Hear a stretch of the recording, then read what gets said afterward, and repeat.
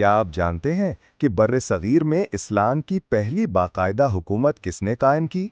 محمد بن قاسم، وہ نوجوان جرنیل جس نے صرف 17 سال کی عمر میں تاریخ رقم کر دی۔ سال 712 میں محمد بن قاسم نے سندھ کے راجہ داہر کو شکست دے کر دیبل، نیرون کوٹ، سیہون، آروڑ اور ملتان جیسے اہم علاقے فتح کیے۔